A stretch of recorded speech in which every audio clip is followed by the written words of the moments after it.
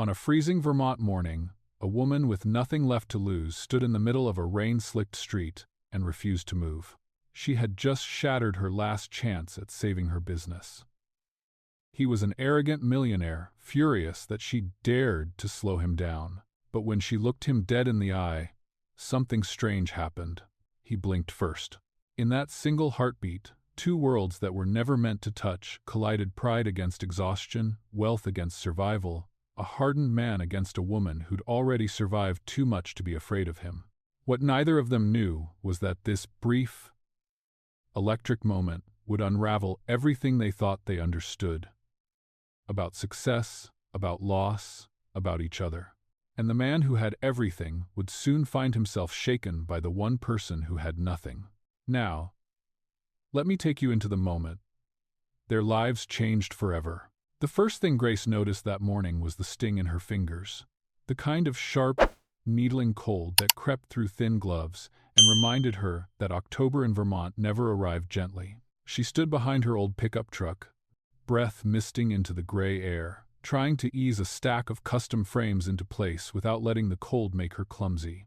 The thermometer outside Mabel's house had read 40 degrees, but the wind off Lake Champlain always made it feel colder. She tightened the straps around the frames, double-checked every corner. Today mattered. Today was the kind of day small businesses prayed for: an installation for the Maplewood Gallery downtown. If all went well, she could land a year-long contract. It would mean steady work, stability. The kind you couldn't put a price on. Grace closed the tailgate and wiped her palms against her jeans, exhaling once to steady herself. "Don't drop anything, don't scratch anything, and don't you dare fall apart now," she muttered under her breath. Pep talks were free, at least. Downtown Burlington was just waking up when she turned onto Pine Street, the narrow road lined with small shops still half dark inside. A light drizzle tapped against the windshield, growing steadier by the minute. She slowed her speed. These streets were old, uneven, carved up by winters that had ripped through asphalt like paper. She'd driven them all her life. But today, every pothole felt like a threat. She eased around one small crater near the bakery too late. The back wheel dipped sharply. She heard a heavy thud behind her. Grace's heart lurched. She glanced in the rearview mirror. One of her largest frames, a 30-inch shadow box she'd spent 3 late nights finishing, had slid right out of the truck bed and onto the wet pavement. "Not today," she whispered, slamming the gear into park. She jumped out into the drizzle, boots splashing into shallow water. The frame lay face down, the glass cracked like a spiderweb. Her stomach twisted. No amount of careful lighting or apologies would convince the gallery owner that this was acceptable. She bent to pick it up, the cold wrenching through her spine as she lifted. A sharp screech tore through the quiet street. A few inches behind her, a black luxury SUV had stopped short, far closer than any vehicle should have been. The kind of car she'd only seen in magazine ads at the dentist's office. Clean lines, tinted windows, price tag she didn't want to imagine. Then came another sound, a softer thud, metal kissing metal. A small sedan had tapped the SUV's bumper. Horns erupted. Someone shouted from inside a car. Rain thickened as if nature wanted to join the chaos. Grace swallowed hard, clutching the broken frame. The driver's door of the SUV opened, and out stepped a man who looked as if the morning belonged to him by default. Tall, sharply dressed in a charcoal overcoat that probably cost more than her entire month's rent. Black gloves, polished shoes already freckled with dirty street water. His presence seemed to cut through the cold itself. He looked at her, not the broken frame, not the weather, but her with an expression hovering between disbelief and simmering irritation. "You can't stop in the middle of the street like that," he said, voice clipped. Controlled. The kind of tone people used when they were used to being obeyed. Grace straightened slowly, the frame heavy in her arms. "This isn't the middle of the street. This is right in front of my shop. Your shop doesn't give you the right to block traffic. My shop gives me the right to pick up what fell out of my truck," she snapped. She felt the cold on her face, the sting of humiliation rising, and the weight of the ruined piece dragging at her pride. "But don't worry. I'm sure you wouldn't value what I'm trying to save anyway." His eyes narrowed, ice blue and sharp. Grace blinked once. Then, twice. And despite the cold, despite her fear, something hot and steady moved through her chest. She lifted her chin. "Do you," she said calmly, "have any idea how much my rent costs when I lose this client?" For a heartbeat, everything fell silent, the horns, the rain, the street noise. It was just the two of them, standing inches apart, steam rising from the pavement between their shoes. He seemed genuinely taken aback. People didn't usually talk to him this way. Grace didn't step back. She didn't look away. Her knuckles whitened around the broken frame, but her spine held straight and steady. He opened his mouth, probably ready to deliver a lecture. And she braced herself. But instead, something strange flickered through his expression. Not anger, not superiority, something almost like curiosity. The rain drummed harder against the street. A passing car sent water splashing against his expensive shoes. Grace didn't move, and for a fraction of a moment, she wondered not with softness, not with warmth, but with a startled, almost irritated confusion who this man was, and why his gaze made the cold morning feel suddenly sharper. The police cruiser pulled up with its lights flashing weakly through the rain, the blue and red reflections scattering across the puddles like broken glass. Burlington officers were used to fender benders on narrow streets, but this one was complicated. 3 cars, 1 blocked lane, and a crowd of irritated commuters creeping around the mess. Grace stood beside her broken frame, trying her best not to let her hands shake. She held them close to her sides, hoping no one would notice. The officer asked for her license and registration, then moved on to Daniel and the driver behind him, who was already apologizing in a fluster of hand gestures. It took less than 10 minutes for the officer to confirm what everyone could see. The sedan had caused the actual collision. Daniel's SUV wasn't technically damaged by Grace at all, only delayed and splashed and inconvenienced. But in his world, inconvenience sometimes felt like damage. Grace kept her eyes on the cracked glass. A jagged line spiraled across the piece she had poured hours into. 16 coats of lacquer, 2 layers of matting, a custom walnut frame imported from a small shop in Maine. Gone. She swallowed hard, willing herself not to fall apart in front of a stranger who looked like he judged people by the shoes they wore. Daniel finished speaking with the officer and stepped back toward her. Rain had darkened his overcoat, turning the fabric nearly black. He didn't seem the type accustomed to standing in drizzle for very long. "That piece," he said, nodding toward the ruined frame. "Is it?" "Ruined," Grace finished, voice flat. "Yes." He looked at her then, really looked at her. Her damp hair clinging to her cheeks, the determined set of her jaw, the exhaustion she tried to hide behind her irritation. While the officer wrote the final notes in his report, Daniel's gaze drifted to the truck bed. He caught sight of the Maplewood Gallery logo stamped on the remaining frames. The bold green lettering was unmistakable. "You're delivering to Maplewood?" he asked. Grace stiffened. "I was. You have an installation this morning?" "Had," she muttered. "It was supposed to start at 10. He glanced at his watch. "It's already past 9. "Yes," she snapped. "Thank you for that update." Something in her tone, sharp but trembling, made him pause. For a moment, he almost said something softer, less polished. But habits built over decades were hard to break. He exhaled sharply and stepped back. When the officer waved them all off, Grace bent to lift the remaining frames. There were only 3 left, but they were large, heavy, and slick with moisture. She gripped one tightly, trying not to let the drizzle make her lose control of yet another piece. The wind slapped the hem of her jacket around her legs. She hoisted the first frame up toward the truck bed, but her fingers slipped. The corner caught on the tailgate. She hissed under her breath and tried again. Daniel watched for a few seconds, too few to be helpful, too long to ignore. His expression went from annoyance to hesitation to something she couldn't read. Finally, he stepped forward. "Let me help you," he said. The words came out stiff, almost reluctant, as if he wasn't used to offering assistance. I'm heading that direction anyway. Grace didn't turn around. I don't need help. You're already late. I'm aware. And those frames. She spun around so fast he almost stepped back. Don't you dare. Don't you dare act like this is guilt talking. It's not guilt. Oh, isn't it? Someone like you gets stuck in a little inconvenience, and suddenly the world has to bend itself into shape to make you feel generous? He blinked. That's not. I said I can do it. He drew a slow breath, the kind a person takes when they're trying very hard not to lose their patience. Consider it, he said quietly.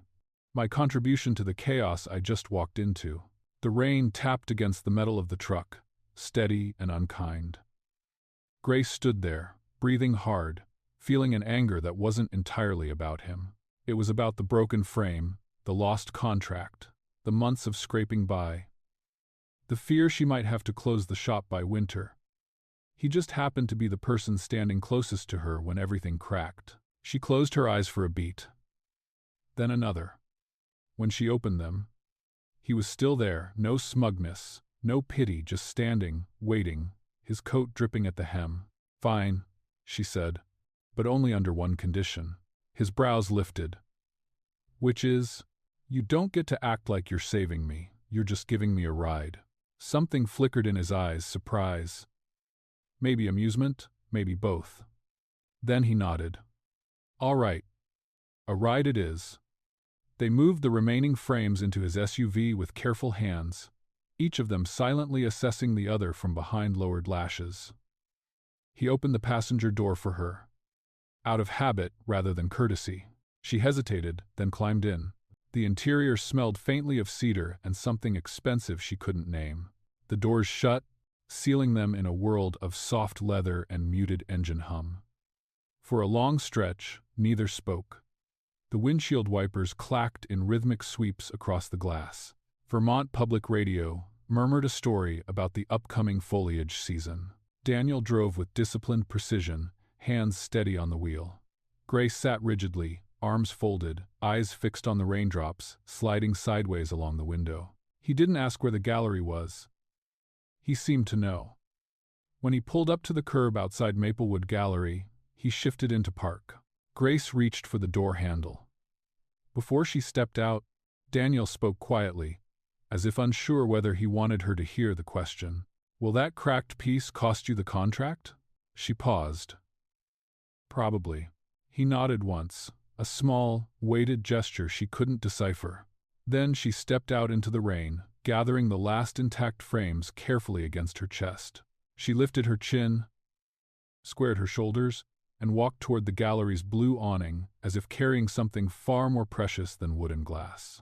Through the window's reflection, she caught a glimpse of Daniel still in the driver's seat, watching her, not pitying, not judging, just watching.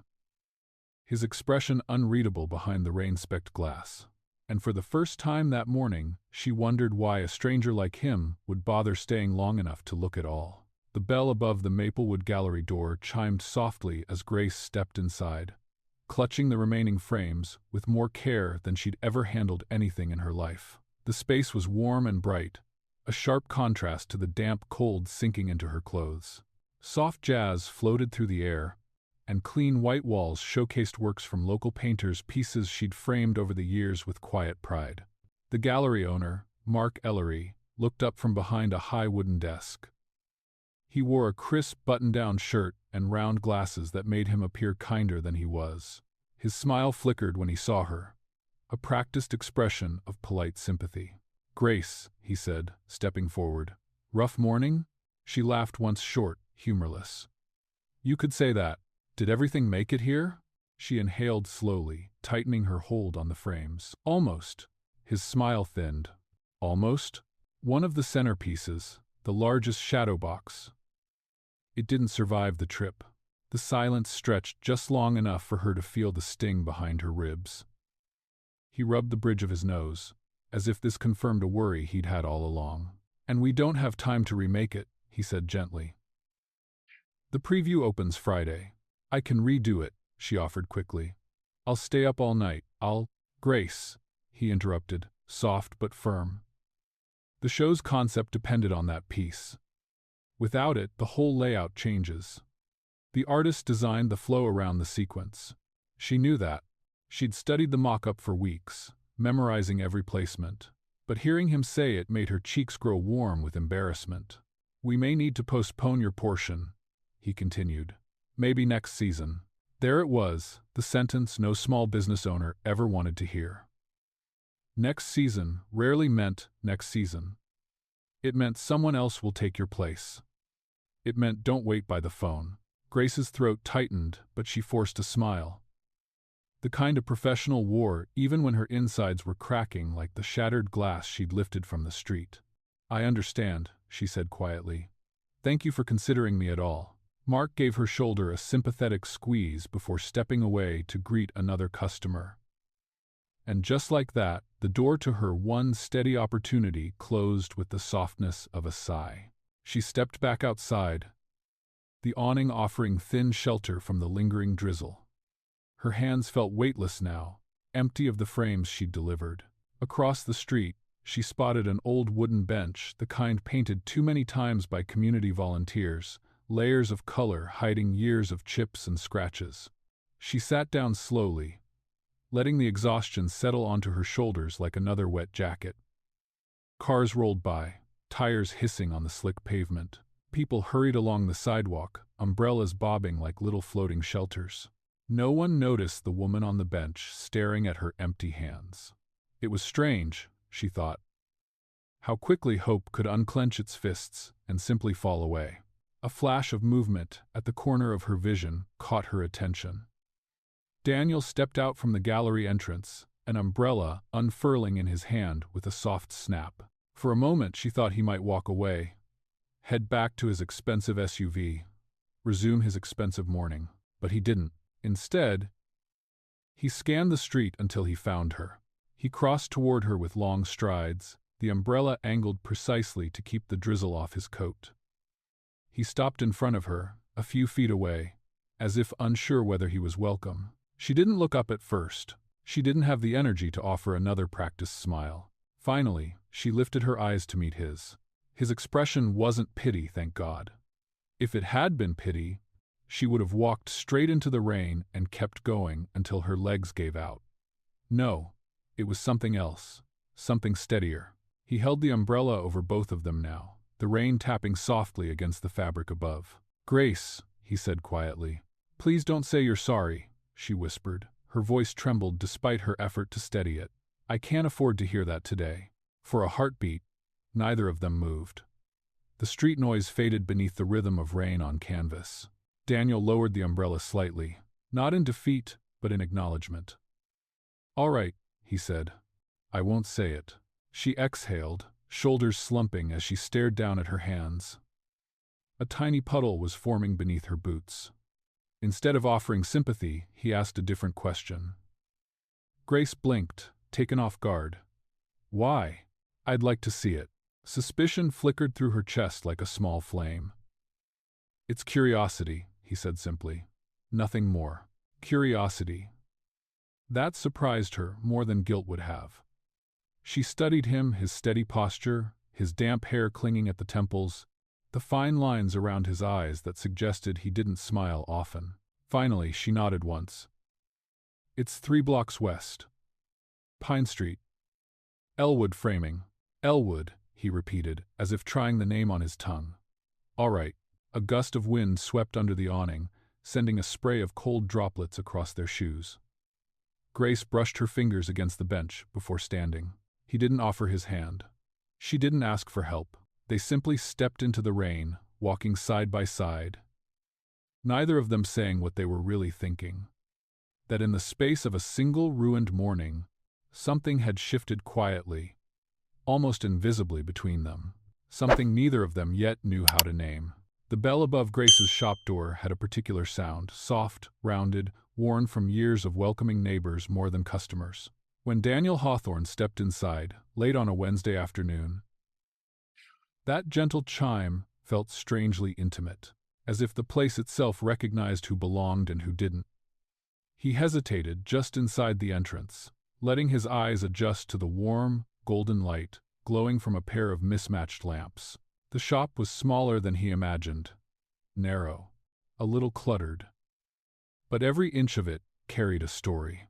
Frames lined the walls: oak, walnut, cherry, metal, painted pastels, hand-carved pieces with tiny imperfections that gave them soul. Some held family photos, smiling parents, graduations, a wrinkled couple holding hands. Others held military medals, children's crayon drawings, wedding invitations carefully pressed behind glass. Near the workbench, a faded black and white photograph caught his eye, a young woman standing beside a lake, wind tangled in her hair. Something about the way it was hung, higher and slightly apart from the others, made him think it mattered to Grace more than she'd ever admit aloud. He shouldn't have come, he told himself. He'd told Grace he wanted to follow up on the insurance situation, but the truth was simpler. He had been thinking of her shop since the morning they met. Not out of guilt, he'd convinced himself of that much, but out of a curiosity he couldn't quite shake. Grace looked up from behind the counter when she heard him. She had a pencil tucked behind her ear and a smudge of charcoal on her forearm, as if she'd forgotten she'd touched something messy. Her eyes widened for a moment, surprise, suspicion, maybe a flicker of something warmer before she smoothed her expression. "Oh," she said, setting down a framed corner she'd been sanding. "You again." "Me again," he echoed, attempting a small smile. "What brings you here? Lost? Or checking whether your shoes survived the rain last week?" He glanced at his polished leather Oxfords, new, but he wasn't about to admit that. "I came to see how things turned out with your claim." "My claim's fine," she replied. "Insurance is handling it." Of course they were. His assistant had made sure of that in less than 3 hours. Still, hearing her say it eased a tension he hadn't realized he was carrying. "I'm glad," he said quietly. Grace gave a slow nod, as if acknowledging that civility shouldn't surprise her, but did anyway. Then she motioned toward the shop. "Feel free to look around, just don't touch anything that looks breakable," which is everything. He wandered past the display racks, drawn toward the workbench, where she was refinishing a frame. He watched her lift it, examine the edges, then run her thumb along a seam as if the wood could talk to her. She selected a mat board from a stack burgundy, muted, a shade he never would have chosen, and held it against a watercolor landscape. Suddenly the painting seemed warmer, fuller, more alive. "You see things other people miss," he said before he could stop himself. Grace huffed. "I've been doing this since I was 16. Either you get good at it, or you close shop." "That's not entirely true." "No?" She eyed him skeptically. "No," he repeated. "Some people have 20 years of experience. Others have 1 year of experience, repeated 20 times.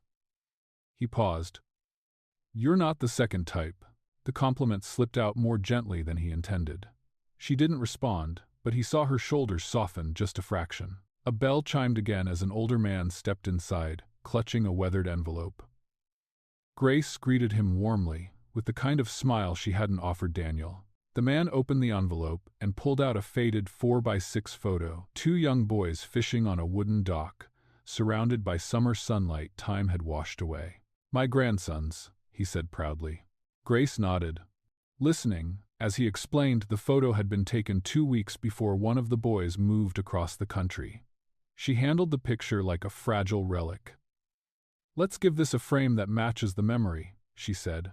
She held different options beside it, listening carefully with her head tilted. The old man laughed as she teased him about choosing too much gold. When he left, he was smiling wider than when he arrived. Daniel watched the interaction with an unexpected feeling in his chest, something almost like envy. People came to him with proposals, demands, agendas. No one came, bearing memories wrapped in envelopes. "You do more than framing," he murmured when the door closed. Grace wiped her hands on a cloth. "People want their moments to last. I just help them find the right way to keep them on the wall." He wandered a bit farther, pausing in front of a framed poster hanging near the back. An exhibition advertisement from a small museum in Maine. The colors were rich, the typography elegant. The bottom corner displayed a name he knew too well. Hawthorne Foundation. He froze. "You framed this?" he asked. Grace looked up from her desk. "Years ago. I loved that exhibit." The curator had this beautiful way of pairing local artists with national pieces. Felt intentional. He stepped closer, studying the piece. You never knew who funded it, she shrugged. Does it matter? Whoever did had good taste. For the first time in years, maybe longer, Daniel felt something shift inside him. A gentle tug, a soft crack in the shell he'd built around himself. You framed my legacy, he whispered, barely realizing he'd spoken aloud. Grace blinked. Your what? He cleared his throat lightly. My foundation funded that exhibit. My wife and I, it was one of the last projects we started together before she passed. Her expression changed, subtle, immediate. Not pity, but understanding. A quiet acknowledgement of the weight beneath his words. She stepped closer, her voice softer than he'd heard it before. Well, she said, touching the frame lightly, it was a good thing to fund. He looked at her, really looked at her, standing in her small shop, surrounded by other people's stories, unaware of how seamlessly she preserved pieces of lives she'd never lived. And just like that, Daniel felt something he hadn't felt in a long, long time. Humility. A reminder that worth wasn't always found in museums or auction houses. Sometimes, it lived quietly in a narrow shop on Pine Street, sanding a frame with charcoal-stained hands. He opened his mouth to speak, but the bell over the door chimed again, interrupting him. Another customer. Grace turned away to greet them, leaving Daniel standing alone, caught somewhere between admiration and something far more dangerous. Something he wasn't ready to name. Not yet. Boston looked washed in marble light that morning as Daniel walked through the east wing of the Hawthorne Museum, the one he designed with his late wife, Claire. Pale floors, modern glass railings, a quiet hum of heating vents, pushing back the chill seeping in from the harbor. His staff trailed behind him with tablets and clipboards, discussing the logistics of an upcoming exhibit titled Everyday America, Lives in Frame. It was meant to be a celebration of the country's quieter stories, family photographs, heirlooms, small-town artifacts. Claire had loved the idea of honoring moments that never made the headlines. Daniel had pushed the project forward in her memory, but as he reviewed mock-ups plastered across a long conference table, something felt wrong. The frames looked cheap, mass-produced, soulless. He stared at a rendering showing a row of black plastic frames around photographs of fishermen in Maine, factory workers in Ohio, teachers in rural Kansas. It felt dishonest, like the walls were pretending to care. Who approved these? He asked, voice even but unmistakably sharp. The curator cleared his throat. They fit the budget, and the aesthetic is minimalist. It's not minimalist, Daniel cut in. It's lazy. Staff exchanged uneasy glances. He rarely raised his voice, but when he did, no one mistook the message. He tapped the image again. These stories deserve better. He didn't realize he was thinking of Grace until her face rose uninvited in his mind, her steady hands, her instinctive eye for color, the way she handled a stranger's faded photograph like it carried a heartbeat. A small-town framer who made memories look important. The curator hesitated. We could explore contracting, a specialty framer. Daniel nodded slowly. Yes. Someone who works with real people. Someone who understands sentimental value. The idea built itself in his mind with a clarity that surprised him. Find a way to justify flying in a local artisan, he said. Preferably from a small shop. Something authentic. The board will love the narrative. The PR director perked up. Authenticity tests well. Big museum supports small-town craftsmanship that plays on every platform. He didn't care about platforms. He cared about the feeling he'd had standing in Grace Elwood's shop, surrounded by 1,000 pieces of other people's lives, framed with tenderness. He wanted that in his museum. After the meeting dispersed, he stayed behind in the sunlit room, fingers tapping lightly on the back of a chair.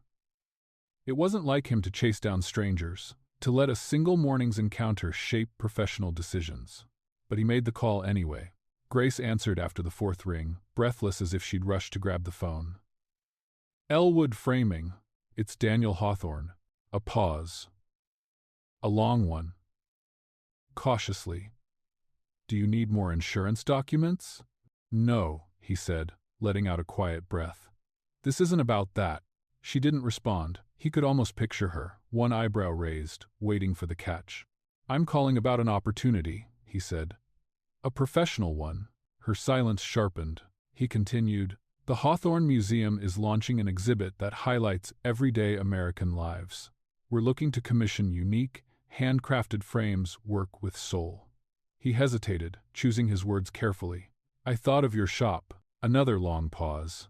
Then, why? Her tone wasn't hostile, just wary. Guarded. Held together by threads of old wounds. Because I've seen your work, he said, and because I believe it belongs on museum walls.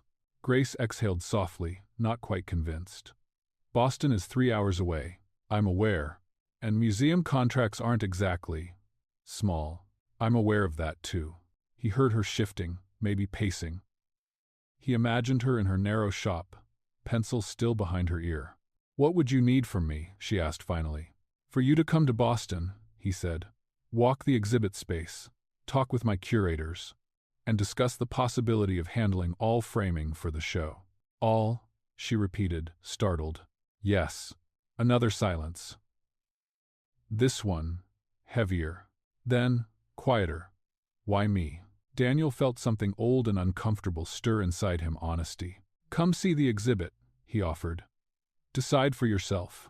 He could tell she was retreating behind her defenses. He recognized the sound someone used to being disappointed.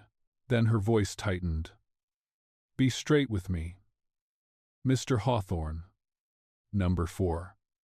The formality of his last name surprised him. Is this business? She asked. Or is this guilt for yelling at me in the rain? He closed his eyes for a moment, her words landing more accurately than she probably intended. Maybe it started as guilt, he admitted quietly. He let the truth settle between them. I've seen your work, Miss Elwood, he said, voice steady. I don't offer museum walls to make myself feel better. If I didn't think you were the right person, I wouldn't be calling you. Grace didn't speak. He heard the hum of her shop's old heater, the distant sound of foot traffic outside her window, the way silence stretched when someone wanted desperately to believe but was afraid to. Finally, she inhaled. When do you need me there? Daniel felt something loosen in his chest. Relief? Hope? He refused to label it. This Saturday, he said, I'll leave your name with security. Come whenever you can. All right, she replied, though the word carried equal parts courage and caution. I'll think about it. He didn't push. That's all I ask. When the call ended, Grace lowered the phone slowly, staring at the counter as if the grain of the wood might offer answers. She hated how her heart fluttered, how part of her dared to imagine what a contract like this might mean. But another part, the part shaped by years with a man who once laughed when she said she wanted her own shop, whispered that she was reaching too high. Still, the invitation lingered. And for the first time in years, the idea of thinking too big didn't feel like foolishness. It felt like possibility. Grace hadn't been on a long-distance bus in years. She sat near the window, portfolio balanced on her lap, the pages shifting each time the bus hit a crack in the highway. Vermont forests rolled past red, gold, and fading green, slowly giving way to the industrial outskirts of Massachusetts. Boston rose ahead like a challenge. Skyscrapers caught the morning sun in sharp angles. Traffic wove like restless threads. People moved with a kind of purpose she wasn't used to, faster, louder, always going somewhere. Burlington felt like a quiet lake compared to this churning ocean. When the bus hissed to a stop, Grace stepped onto the sidewalk and adjusted the strap of her portfolio case, swallowing the flutter in her stomach. It's just a meeting, she whispered to herself. Just a building, just people. But the Hawthorne Museum wasn't just anything. Its entrance spread across an entire block, granite steps. Glass panels towering 3 stories high, banners fluttering with upcoming exhibitions. Inside, the lobby seemed to breathe cold, conditioned air. Marble floors shone beneath her boots, polished enough to catch reflections of chandeliers she couldn't begin to describe. A security guard guided her to the private elevator, which opened with the softest chime she'd ever heard. She stepped inside alone, feeling like she'd trespassed into a world that wasn't meant for her. The walls were lined with dark wood, quiet and serious, as though even sound knew better than to misbehave. When the doors slid open, Daniel Hawthorne was waiting in the hallway. He wasn't wearing the overcoat from Burlington. Today, he looked sharper. Tailored suit, dark tie, sleeves crisp as winter line work. But his expression softened when he saw her. "You made it," he said. "I did," she replied, trying to keep her voice steady. "Your elevator is nicer than my entire shop." A corner of his mouth lifted. "It's just an elevator." "No," she said, stepping out. "Trust me. It's not." He let out a quiet laugh that surprised them both. They walked together through wide corridors where staff members stepped aside not rudely, but instinctively, like the path always cleared for him. Grace felt each gesture like a small pinch of reality. She tugged self-consciously at her sweater. She dressed as best she could, dark jeans, clean boots, a soft blouse, but this place was woven from threads she'd never worn. Still, she kept her back straight. The exhibit rooms were empty, no crowds, no noise, just the echo of their footsteps across hushed parquet floors. Spacious walls bathed in soft overhead lighting waited like unwritten pages. Daniel walked slowly beside her, hands behind his back. He asked her about frame styles, spacing, which corners felt too stark, where color might warm a row of photographs. And he listened, really listened. When she stood in front of a display mock-up and said, "These pieces need room to breathe," he didn't shrug her off. He nodded thoughtfully, adjusting a panel by 2 inches. When she suggested matte wood over glossy, he asked her to explain why. He didn't treat her like a novelty or a charity hire. He treated her like a professional. For a brief moment, Grace forgot she felt out of place. Later, in a small reception room off the east wing, muted conversations floated around trays of sparkling water and wine. Staff members mingled, curators, donors, partners. Daniel introduced her to everyone as if she belonged there. "And this is Grace Elwood," he said more than once. "A framer from Vermont. Her work is exceptional." The praise warmed her more than the room's soft lighting. But the warmth didn't last. A woman approached them, tall, elegant, maybe early 50s. Silver pearls rested against the collar of a charcoal dress. Her hair was swept into a perfect twist, effortless in a way that took years of wealth to practice. She extended a manicured hand toward Daniel. "Daniel," she purred. "I've been looking for you." "Evelyn," he replied, cordial but cooler than before. "I didn't know you were attending today." "Oh, I wouldn't miss it," she said, turning to Grace with a smile that felt more like a temperature drop. "Grace," he answered. "She's consulting with us on the upcoming exhibit." "Ah," Evelyn nodded. "How charming." Grace forced a polite grin. "Nice to meet you." Evelyn tilted her head, examining Grace the way someone might study an antique they weren't convinced was real. "Daniel does love his community projects," she said lightly. "It's sweet that you're including local talent." Grace's smile tightened. "Small shops can handle big work."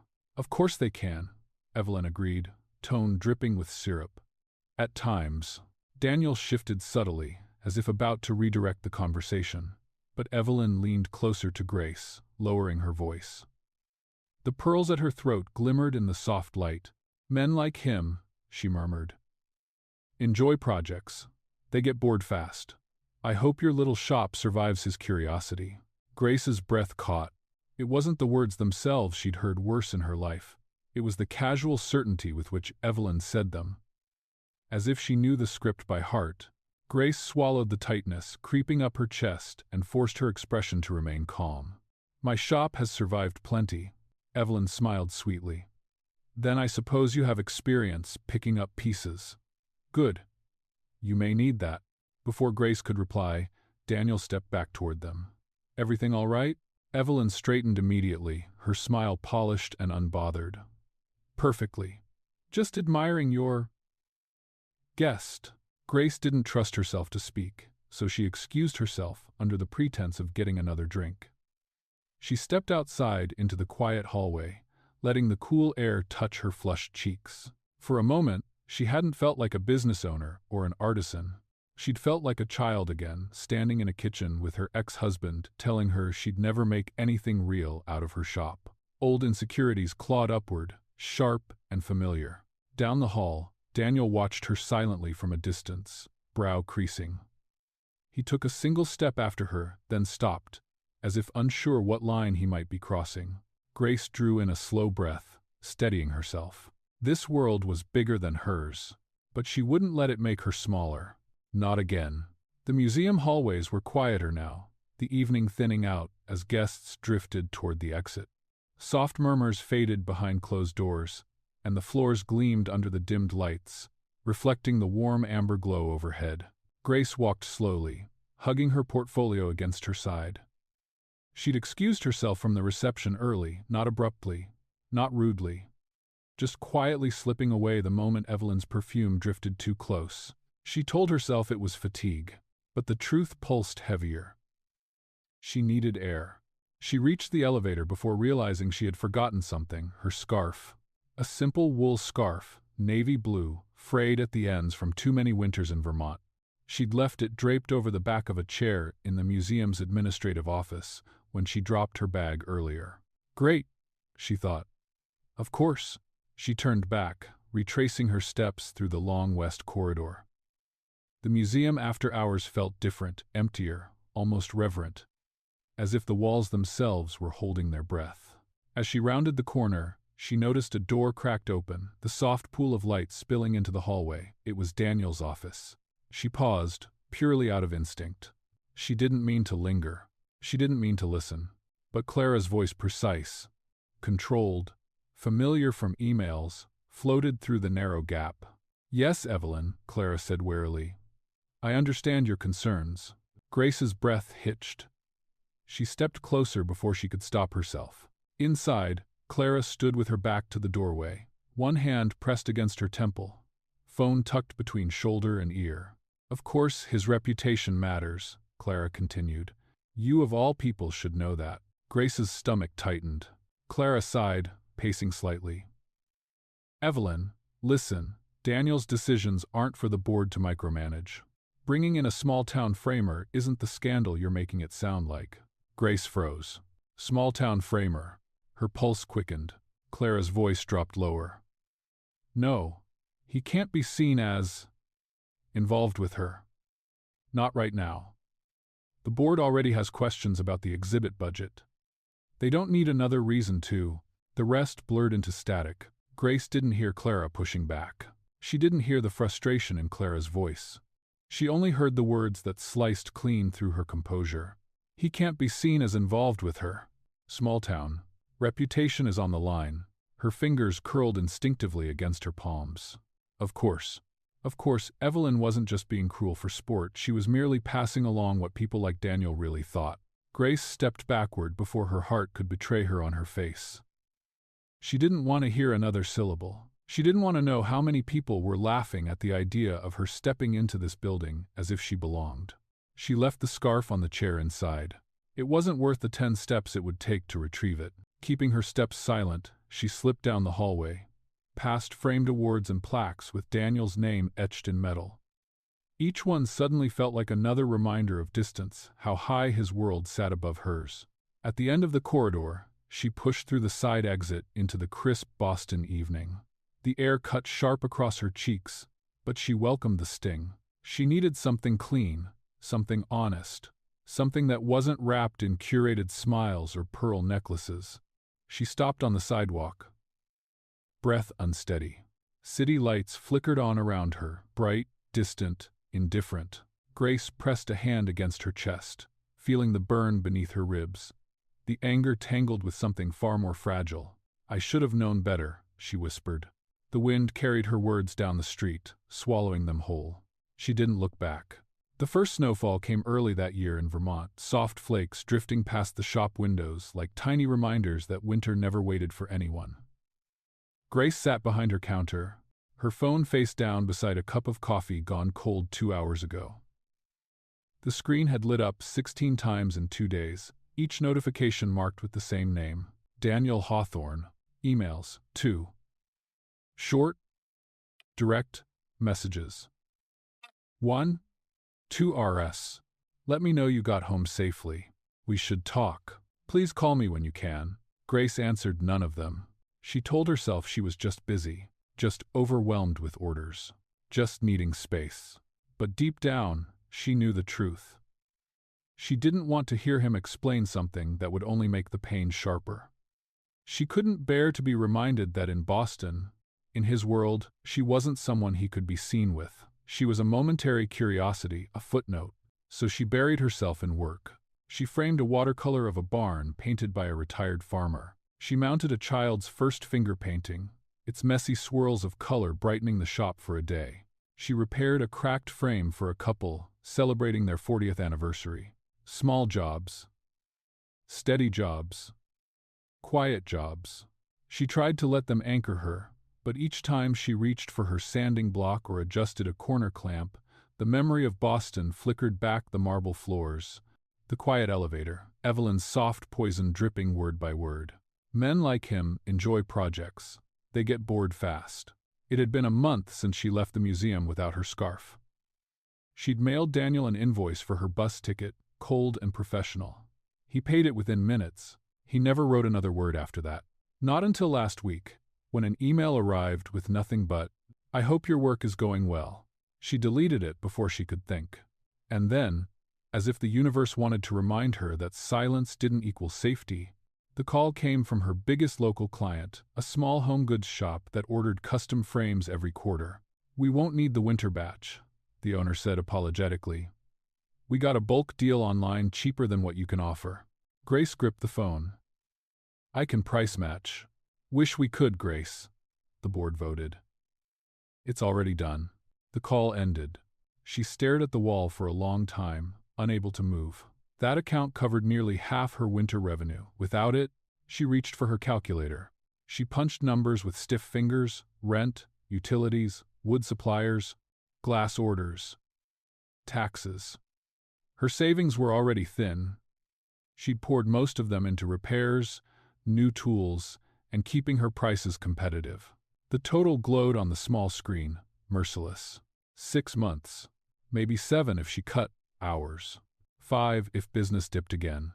A trembling breath escaped her. The shop, her refuge, her dreams scraped together after a divorce that left her with nothing but a rusted truck and a determination not to disappear, was slipping through her fingers. She pressed her palms against her eyes. "Not now," she whispered. "Please, not now." The bell over the door jingled softly. She hastily wiped her eyes. Mabel, her 67-year-old neighbor, stepped in holding a Tupperware box of cookies, bundled in her oversized knitted scarf. "I brought you the good ones," Mabel said, setting them down without waiting for permission. "I'm fine," Grace managed. "That's what people say right before they break something," Mabel replied, narrowing her eyes. Grace let out a breath. "I'm just behind on work." Mabel spotted the calculator on the counter, and the stack of bills beneath it. She didn't comment at first. She just moved slowly around the shop, touching frames, like she always did, respectfully, tenderly before returning to Grace with the gentlest sigh. "You're not behind on work, child," she said softly. "You're drowning." Grace's throat tightened. "I'll figure it out. I know you will. But figuring it out doesn't mean you have to do it alone." Grace stiffened. "If this is about Boston?" Mabel lifted a knowing eyebrow. "Everything seems to be about Boston lately." "It's not," Grace snapped, then immediately regretted the sharpness. Mabel didn't flinch. She simply crossed her arms, the picture of stubborn grandmotherly patience. "You've been walking around like someone stole your compass. You haven't laughed in weeks. And the last time I saw you turn down one of my oatmeal cookies, you had the flu." Grace's lip trembled. "Mabel, please." What happened out there? A long moment stretched between them. Snow tapped gently against the window, the kind of quiet rhythm that made confessions easier and harder at the same time. Grace finally whispered, "I heard his assistant talking. She said he can't be seen with someone like me. She said, I'm small town." "That woman didn't say it to your face," Mabel answered calmly. "Cowards rarely do." "It doesn't matter. It's true." Mabel's gaze sharpened. "Is it?" Grace let out a pained laugh. Look at this place. Look at me. He's Daniel Hawthorne. Her voice cracked. I'm a shop on the edge of closing. Mabel stepped closer, placing a light hand on Grace's arm. Honey, she said, voice soft but firm. I've watched you build this place with your bare hands. I've watched you take stories that would have been lost in drawers and turn them into memories families can keep on their walls. Grace blinked hard, tears gathering at the corners. You are not small, Mabel whispered. Grace's voice came out raw. I am not going to be some rich man's charity project just to keep these lights on. For the first time in years, she heard her own bitterness echo back at her. Mabel didn't flinch. She simply nodded once. There's a difference between charity and partnership, sweetheart. Grace swallowed. Is there? One steps on you, Mabel said gently. The other stands with you. The words struck deeper than Grace expected. Too honest, too kind. Too close to the wound she was trying to hide. Something broke loose inside her. She tried to hold it together. She really did. But the moment Mabel closed the door behind her, the bell chiming softly in the empty shop, Grace collapsed onto the stool behind the counter and cried. Cried for the business she might lose. Cried for the city that made her feel small. Cried for the man she didn't dare let herself want. Snow continued falling outside. The shop lights hummed softly above her. And Grace, hands trembling, whispered into the quiet, I can't do this anymore. But even as she said it, her heart ached with fear. Yes. And with a hope she was trying desperately to smother. The snow was falling in slow, heavy flakes, thick enough to soften the sound of passing cars, thin enough to keep the streetlights shimmering through the white curtain. Grace was closing her shop for the night, stretching her aching back as she pulled down the blinds. The heater hummed like an old, loyal friend. The world outside felt quiet, almost peaceful, until headlights swept across the front windows. A sleek, dark SUV rolled to a stop directly in front of her shop. Her heart stuttered. It couldn't be. Not here. Not tonight. But the moment the door opened, she knew. Daniel stepped out into the snow, his overcoat dusted white at the shoulders, his hair damp from the flakes melting against his skin. And far too real after a month of silence she'd convinced herself she wanted. Grace froze, keys in hand. He opened the door slowly, the bell chiming its soft greeting. Evening, he said. She swallowed hard. The shop's closed. I noticed, he replied, glancing around. Then he lifted something she didn't expect, her navy scarf, folded neatly in his hand. You left this, he said quietly. The sight of it made her chest tighten. I know. He stepped closer. But you didn't answer my emails. Or my calls. Or anything. You didn't mashins my septic done. We're harder of mash and... Grace turned away, pretending to straighten a stack of mat boards. He let out a slow breath, visible in the cold air drifting through the door. Grace, don't do that. Do what? Pretend I'm a stranger. She gripped the edge of the counter. Her hands trembled. You should go, she said softly. No. His tone wasn't harsh, just steady, unshakable. Not until you tell me why you disappeared. She kept her back to him. Because the museum world isn't for me. That's not an answer. It's the only one I've got. He moved closer. She could feel his presence at her back, solid, unyielding. Grace, he said gently, look at me.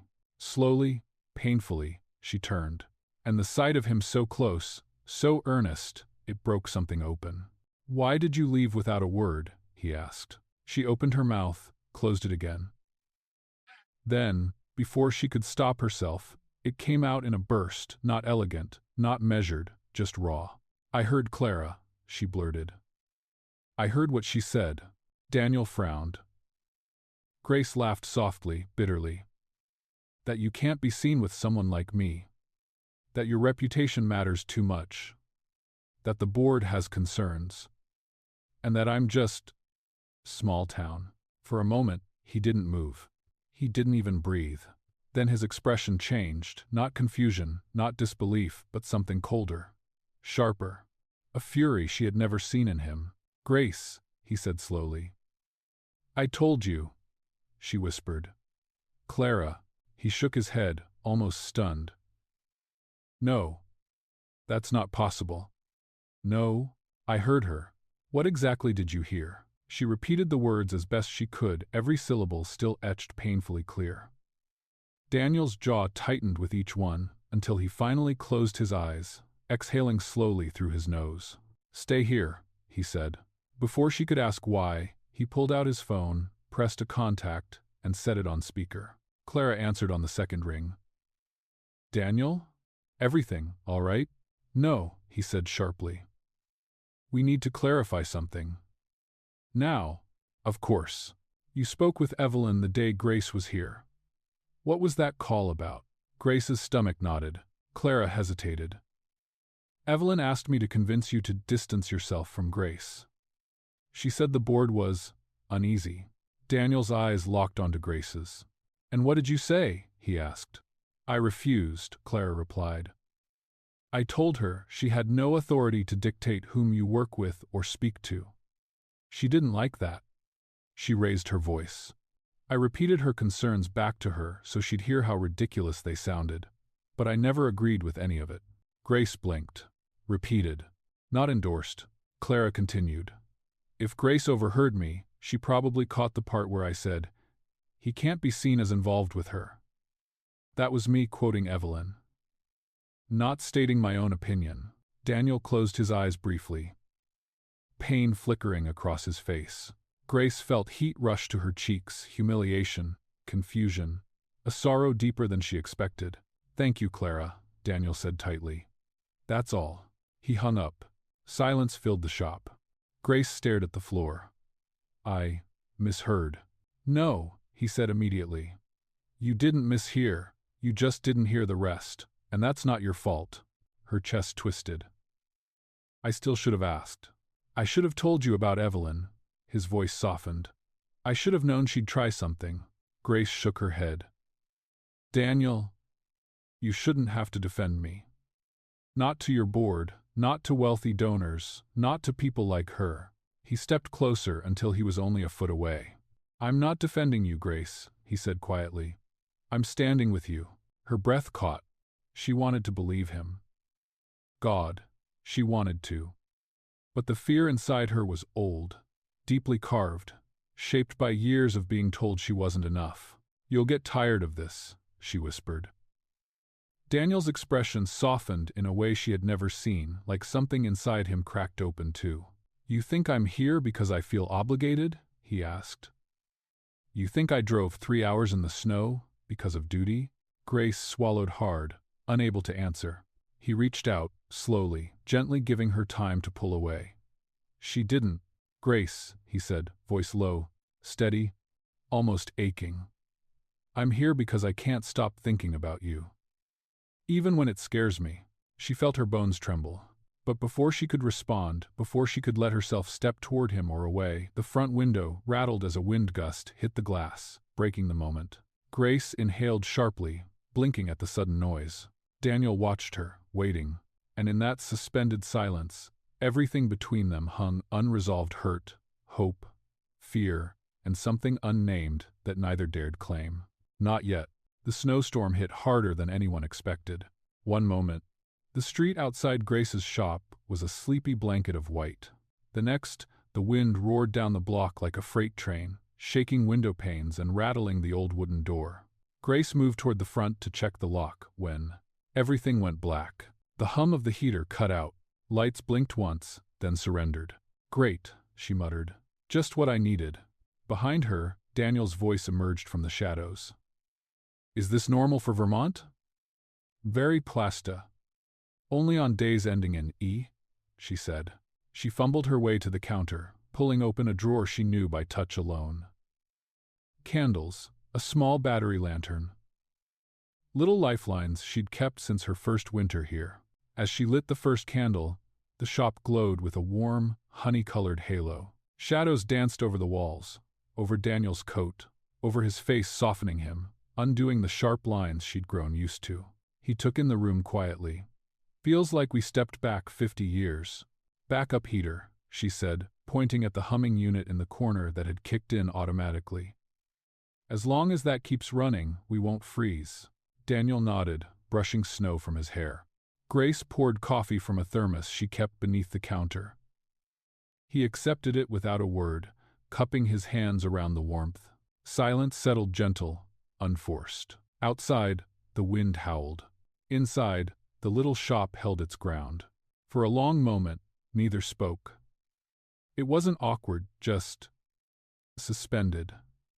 Like the storm had carved out a small pocket of time where they existed entirely outside their worries. Then Daniel exhaled and leaned against one of the display tables. His eyes were distant, thoughtful. "Grace," he said softly, "can I tell you something I haven't said out loud in a long time?"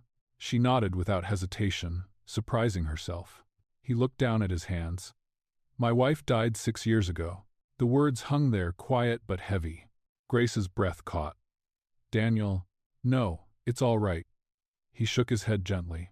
"I've spent years pretending it doesn't hurt anymore. That talking about her is some kind of weakness." The candlelight flickered across his face, casting soft shadows under his eyes. "Her name was Claire," he continued. "We were driving back from a weekend trip in upstate New York, rainy night. She wanted to stop for dinner. I said we should keep going. I didn't see the truck crossing the intersection until it was too late." Grace felt her chest tighten. Daniel's voice was steady, but something inside it trembled. "I got out with scratches. She didn't. And I lived the next 6 years thinking I'd forfeited the right to feel anything again." He swallowed hard, the memory catching in his throat. "I buried myself in work, in money, in obligations. It was easier than living with the guilt. I convinced myself I didn't need people, didn't need joy, didn't need risk." He looked directly at Grace, then softly, vulnerably. "And then you stepped in front of my SUV." Despite the ache in his voice, a hint of humor flickered there. Grace huffed a breath that wasn't quite a laugh. "You shook something loose in me," he said. Grace stared into the candle's flame, letting his words settle. Letting them sink into places she didn't often visit. After a moment, she whispered, "I know something about feeling small. Feeling like you don't deserve more." Daniel looked at her gently. "Waiting. My ex-husband." She paused, choosing her words carefully. "He wasn't cruel. That's the part that still confuses me. He was just dismissive. Always a step ahead of me, always insisting he knew better." She brushed her thumb over the rim of her mug. "He thought framing was a hobby.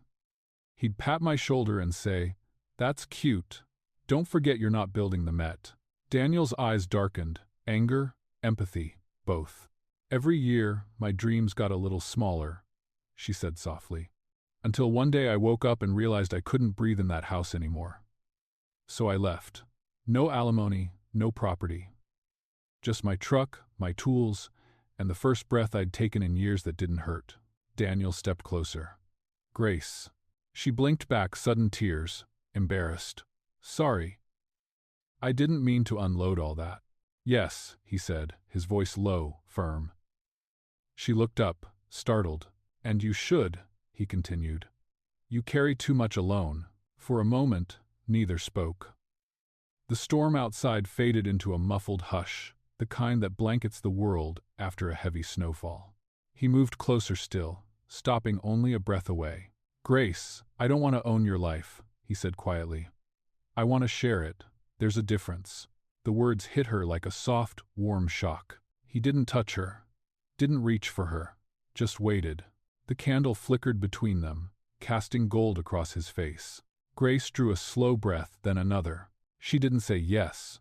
She didn't say no. She simply looked at him, really looked at him, and let the truth show in her eyes. That she heard him, that she believed him, that she was frightened and hopeful and human all at once. Daniel's shoulders eased, just slightly.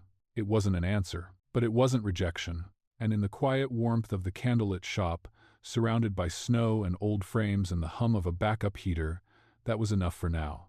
The storm passed overnight, leaving Burlington wrapped in a thick, glittering coat of snow. The morning sunlight spilled across the street, quiet and blindingly bright, as if nothing bad could possibly live under such cold beauty. Grace unlocked her shop with a heaviness that didn't match the cheerful crunch of snow under her boots. She barely slept. Her mind kept circling Daniel's words from the night before, words spoken by candlelight, softened by shadows, made vulnerable by shared ghosts.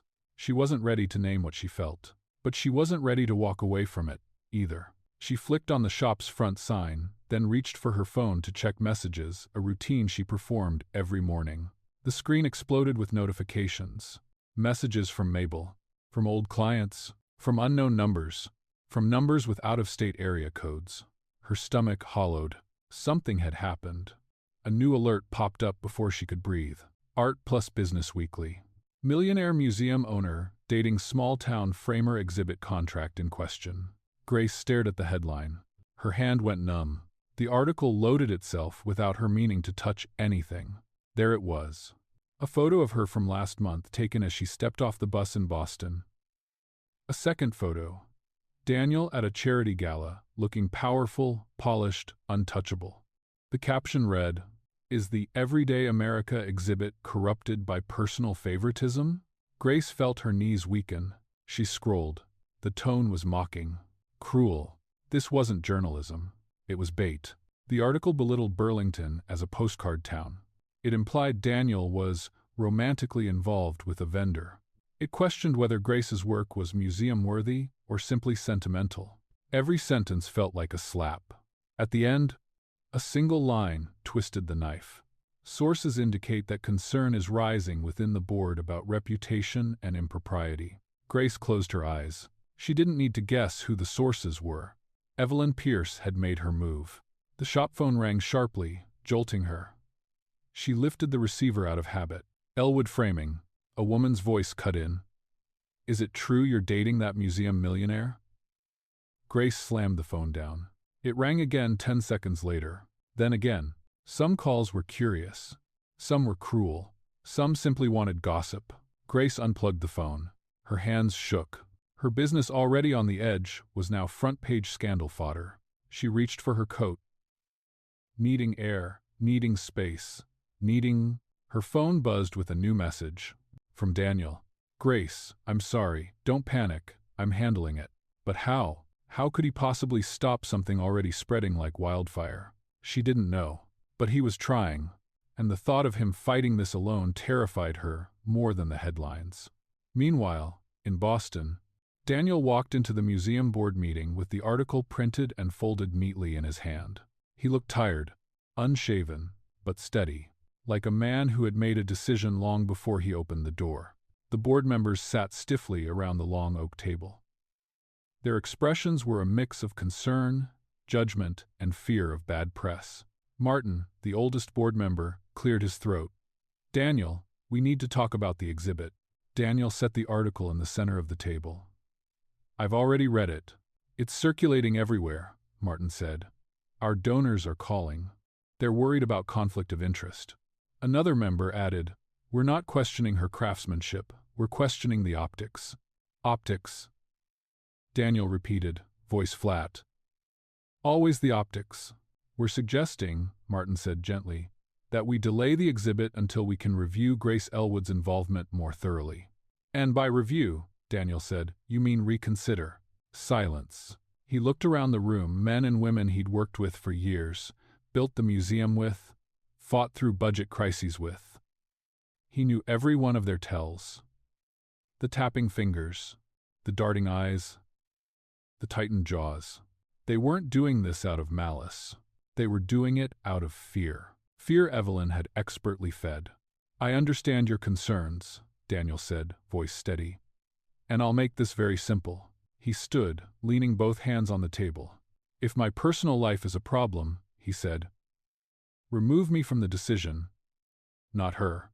Several board members blinked in shock. "Daniel," Martin said slowly, "are you saying, I'm stepping down as chair for this exhibit?" The room erupted. "You can't. That's not necessary. The exhibit is your vision." "What will donors think?" Daniel raised a hand. An authority he rarely used filled his tone. "I said what I said." Silence dropped heavy as snow. He straightened. I want an independent selection committee, no ties to me, no influence from me. Let them evaluate the proposals blind. If Grace is chosen, it will be because her work earned it, not because of me. And if she isn't? Martin asked quietly. Daniel's jaw tightened. Then that is the committee's decision, another board member whispered. This is going to cost you. The press will think. Let them think what they want. His voice softened then, unexpectedly. What I won't allow, he said, is a woman who did nothing wrong being dragged through the mud because she stepped into my world. He gathered the article, folded it once, twice, then slipped it into his coat pocket. The meeting could have gone on for hours, but Daniel turned and walked out before anyone could stop him. He had made his choice, and it had nothing to do with optics. When the museum doors closed behind him and he stepped out into the cold Boston air, Daniel exhaled a breath that turned white in the wind. It didn't make him feel relieved. It made him feel exposed. But he had done the only thing his conscience allowed. And now, all he could think was, does Grace know? Does she understand what I'm willing to risk? Or will she push me away again before I get to tell her? The snow stung his cheeks as he walked. And somewhere up north, in her little shop filled with frames and flickering hope, Grace lifted her head at the sound of a soft knock. She wasn't expecting anyone. Her breath caught. She wasn't ready. Not for whatever was coming next. Snowmelt dripped steadily from the shop awning, tapping a slow, rhythmic beat against the sidewalk. Early March in Vermont always carried that strange mixture of thaw and chill, the kind that made the world feel caught between seasons, uncertain, waiting. Grace felt the same. The email from the museum's independent committee arrived on a Tuesday morning, crisp and formal. It contained no hint of decision, only instructions.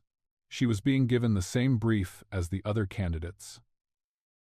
3 large framing companies from New York, 2 mid-sized ones from Chicago, and 1 from Providence, known for their museum-grade archival techniques.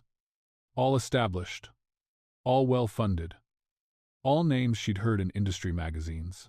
She was vendor 4, anonymous, no history, no reputation beyond what she submitted. For a moment, Grace stared at the brief, her stomach tightening. Then she set the email aside, tied her hair back, and began. The work consumed her. She pulled out her best woodstock pieces she'd been saving for someday, pieces she hadn't felt worthy of using for local jobs. She sanded each one by hand until her fingertips tingled and the smooth grain felt like silk under her touch. She sketched frame concepts late into the night, erasing, redrawing, reimagining. Frames that honored families, veterans, small victories. Frames that didn't hide the imperfections in the objects they held, but celebrated them. Everyday America, she whispered to herself one night, tracing a design with a pencil. Not polished, not perfect, just real. She experimented with finishes, oils, muted stains, natural beeswax. She hand-cut matte boards, testing colors that made ordinary photographs glow as if lit from within. Her hands reddened. Her eyes burned with fatigue. Her shop filled with wood dust and coffee and the faint scent of hope. And every night, she told herself what she had told Daniel once. If I lose doing the best work I know how. People noticed the light burning in her shop well past midnight. Mabel appeared one afternoon with a thermos of chili and a loaf of cornbread, setting them down with a stern look. You can't create on an empty stomach. Mr. Lawson, the retired postman, brought her a stack of old postcards he'd saved for years. Thought you might want to practice matting on something with history.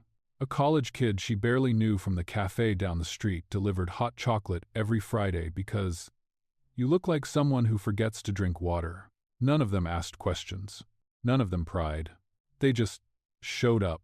Grace found herself tearing up more than once behind the counter, overwhelmed by the quiet kindness of neighbors who didn't know the details but knew she was fighting for something. Weeks passed.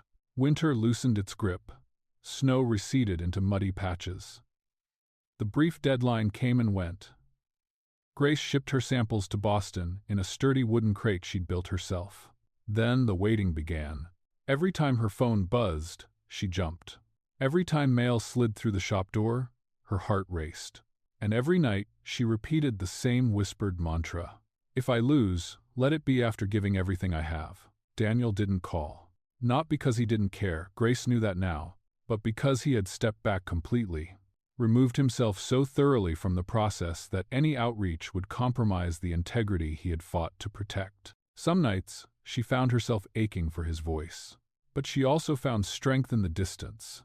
For the first time in years, she was standing on her own 2 feet alone, but not lonely. On a Thursday morning, the call finally came. She recognized the Boston area code. Her heart sprinted. Grace closed the shop door, leaned back against it, and answered. Miss Elwood? A warm, professional voice said. This is Margaret Hale, chair of the Independent Selection Committee for the Everyday America exhibit. Grace gripped the phone, hand trembling. We've completed our evaluation. As you know, submissions were anonymous and labeled only by vendor number. Yes, Grace whispered. Well, Margaret continued, I'm calling to inform you that vendor 4 has been chosen. Grace stared at the far wall, her ears ringing. Chosen? Her? Vendor 4 scored highest in 3 categories, Margaret said. Craftsmanship, concept cohesion, and what our team agreed was emotional resonance. But Grace made a small sound, half laugh, half gasp. She clapped a hand over her mouth. We didn't learn your identity until after the vote, Margaret explained gently. Your work spoke for itself. There were no politics involved, no controversy. Just excellence. Grace felt laughter bubbling up, wild and bright. I don't know what to say. Say you'll accept, Margaret replied warmly. Yes, Grace breathed. Yes, I accept. Wonderful. We'll send the official documents this afternoon. Congratulations, Miss Elwood. Your work is extraordinary. The call ended. Grace stayed where she stood for several seconds, barely able to breathe. Then she slid down the door until she was sitting on the floor, her knees bent, her hands covering her face. A laugh escaped, then another, then tears. She wasn't sure which one came first, laughter or crying, but they spilled together, tangled in a relief so profound it felt like light pouring into her chest. She had done it, not because someone opened a door, not because someone took pity, not because of luck or charity, because she earned it. Her proposal, her talent, her story. Grace leaned her head back against the door, eyes closed, smiling through tears. For the first time in a long time, the shop didn't feel like a place she was fighting to keep alive. It felt like the place where her life had just changed. And as the morning sun crept across the floorboards, a single truth rose quietly within her. She wished Daniel could see this moment. The news spread faster than Grace expected. One moment, she was wiping away tears after Margaret Hale's phone call. The next, her inbox filled with congratulations from local artists, old clients, even a high school art teacher she hadn't spoken to in 15 years. The museum's official press release went live that afternoon. Elwood framing of Burlington, Vermont selected for the Everyday America exhibit. Her name, her shop's name, printed without apology, without footnotes, without the shadow of scandal. For a long time, Grace just stood behind her counter, staring at the announcement on her laptop. The world outside her window kept moving, cars passing, wind brushing leftover snow across the street, but she felt suspended, caught in a gravity shift she hadn't anticipated. Then, her phone buzzed. A familiar name lit the screen. Daniel. She hesitated only a second before answering. Grace, he said, breathless. I saw the release. Yeah, she murmured. It's real. There was a pause, soft, warm, full of something neither of them had been brave enough to say out loud. Then Daniel whispered, I'm coming up. Coming up where? She wanted to tease. But her chest tightened. She knew exactly where he meant. Burlington. Home. To her. He arrived just after sunset. Not in the black SUV that had once felt like a wall between them. Not in the imposing, expensive machine that marked the distance between their worlds. He showed up in her driveway, standing beside her old pickup truck, hands in his coat pockets, hair ruffled by the evening wind. You said once, he called out as she stepped outside. She stopped on the porch, eyes widening. So I figured, Daniel added, patting the hood of the truck. We should drive in your world tonight. Grace shook her head, unable to stop the small, stunned smile tugging at her lips. You're serious? Completely. He opened the driver's side door for her. I'm just a passenger. She laughed softly as she climbed in. He rounded to the other side, settled into the worn seat, and looked almost peaceful. As if letting go of something heavy. She turned the key. The engine coughed twice, then steadied. Daniel grinned. I forgot vehicles could sound like this. Careful, she warned. She's sensitive. I'll be gentle, he said, raising a hand in surrender. Grace rolled her eyes, but her heart fluttered. They drove quietly for a few minutes, the road winding through familiar residential blocks before narrowing toward downtown. Street lamps cast long amber pools across the pavement. The evening was crisp and clear, the kind of night Vermont saved for early spring when winter surrendered its grip without a fight. As they approached the narrow side street, Grace slowed. The place looked smaller than she remembered, maybe because she wasn't carrying fear this time, or maybe because Daniel wasn't wrapped in fury. The old pothole was still there, patched badly by the city, but unmistakable. A scar in the pavement. This is it, Daniel murmured, looking out the window. Where you almost got run over by me. She let out a low chuckle. Where you tried to intimidate me with your bumper. He turned toward her, lips twisting. Still one of the most embarrassing moments of my life. And one of the most infuriating of mine. The wind danced lightly across the street. A stray leaf skittered past.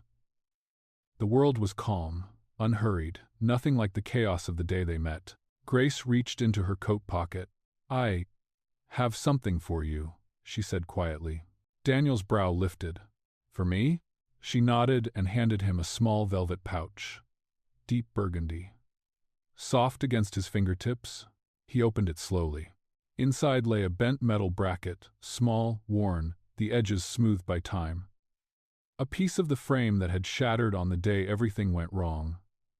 And then right. Daniel stared at it, breath catching gently in his throat. I kept it, Grace said, voice barely above a whisper. Not because of the accident, not because of what I lost that day. She paused, searching for the right words, the truth she hadn't let herself speak until now. I kept it to remind myself that some breaks aren't the end. He lifted his eyes to hers, soft, intent, brimming with something fragile and fierce. Just, she continued, a new beginning. In a shape I didn't expect. The metal glimmered faintly in the evening light, imperfect and beautiful. Daniel's expression shifted, something inside him, unraveling, something tightening all at once. Awe. Relief. Gratitude. Grace, he said softly, you have no idea what this means to me. She smiled gently. Maybe I do. He closed the pouch carefully, almost reverently. Then let this, he held it against his chest, be ours. The words settled between them, warm and clear. A choice, a promise, a beginning neither of them saw coming. Grace looked at him, really looked and felt, the familiar fear stirring again. But this time, it wasn't the fear that pushed her away. It was the fear that told her this mattered, that it was worth stepping into. And as the wind rustled the bare branches overhead, Grace exhaled shakily and rested her hand gently over his. Not a declaration, not an answer, but an invitation. Daniel's fingers curled around hers, steady and warm. The street was quiet, the world was quiet, and for the first time, so was the place inside her that had long believed she wasn't enough. The moment hung soft, hopeful, waiting for whatever came next. The exhibit opened on a mild April afternoon, Boston shimmering with that early spring brightness that makes everything look freshly washed. Grace stood in the middle of the museum's grand hall, watching technicians lift the final piece into place. The scent of sawdust still clung faintly to some of the frames she had finished only days earlier, her fingerprints, literal and metaphorical, woven into every corner and groove. Her name sat printed neatly in the glossy program booklet. Framing consultant and lead artisan. Grace Elwood, Burlington, Vermont. She held the booklet for a long moment, brushing her thumb over the letters. Seeing her name there didn't feel like validation. It felt like arrival. Visitors drifted in as the opening hours approached, grandparents leaning on canes, toddlers tugging at shoelaces, teenagers whispering into their phones. Some paused at the artwork, of course, but many paused at the frames. She overheard a woman in a quilted coat murmur, "Look at this one. The wood feels alive, somehow." A young man added, "Whoever crafted these understood the stories behind the pictures." Grace felt a quiet warmth bloom in her chest. Not pride. Daniel walked the hall a few steps behind her, not as the museum's director, not as a figure of authority, but as a man who looked at her like she had built the moon. He didn't hover, he didn't gesture for attention. He simply existed in her orbit with a kind of reverent calm. When she caught him looking her way, he gave her a soft smile, the kind that said everything without speaking. Later, during a quiet moment between tours, she stood beside him at the back of the exhibit. For a moment, they simply watched the crowd flow around the art families, pointing. Couples leaning close. People taking their time with each frame. "You did this," Daniel murmured. Grace shook her head. "We did this." But he didn't answer. He was watching her, not the exhibit. Back in Vermont, life settled into a comfortable rhythm that felt more solid, more real than any gallery spotlight. Grace hired a part-time apprentice, a quiet young woman named Holly, who treated every photograph like it was someone's heirloom. Grace taught her how to sand evenly, how to pick a matte color that didn't distract, how to read the emotion in the person bringing the picture in. "People come here to preserve something," Grace told her. "Sometimes something tiny. Sometimes something huge. It's our job to honor both." On weekends, Daniel drove up from Boston not to escape his life, but to expand it. He brought takeout from roadside diners. He helped stack wood behind the shop. He shoveled snow without being asked, even when he did it poorly, and complained about Vermont winters like a man who'd only read about them in books. And then, one evening, he handed Grace a thick manila folder. "What's this?" she asked. He exhaled, almost shy. "Something I've been working on for a while." Inside was the charter for a new fund. The Claire Hawthorne Scholarship for Small-Town Artisans. Grace looked up sharply. "Daniel." "It felt right," he said softly. "To honor her by helping people who remind me of you. Your courage. Your stubbornness. Your art." Grace's throat tightened. "You don't have to put me on the board." "I know," he replied. The candle on her kitchen table flickered. The room felt full of something sacred, not grief, but transformation. Life didn't suddenly become perfect. Boston still demanded Daniel's attention. The shop still had slow days. Grace still worried, sometimes, that she wasn't built for a world that once mocked her. But the fears felt smaller now, or perhaps she had grown. One Friday evening, long after the sun dipped behind the hills, Grace stood at her kitchen sink, washing dishes from dinner. Simple roasted vegetables, a loaf of bread, nothing fancy. A radio hummed softly in the background, playing a familiar tune. Daniel stood beside her, drying plates with a towel that had definitely seen better days. They moved in quiet sync, passing dishes, bumping elbows, laughing when Daniel splashed water onto his shirt. There were no tuxedos here, no marble floors, no gala lights, just warm water, soft music, and the smell of soap and onions lingering in the air. At one point, Daniel set down the towel and leaned against the counter, studying her as she rinsed another plate. "Grace," he said quietly. She looked up. "I don't know what tomorrow holds," he continued, voice unsteady in a way that made her heart slow. "The museum, the board, the critics, there will always be noise, always pressure. I can't promise it'll get easier." She waited steady, open. "But I do know this," he said softly. "I don't want to face any of it from a penthouse window, if you're not there too." Grace dried her hands slowly, the weight of his words settling over her like a warm blanket. He wasn't asking for forever.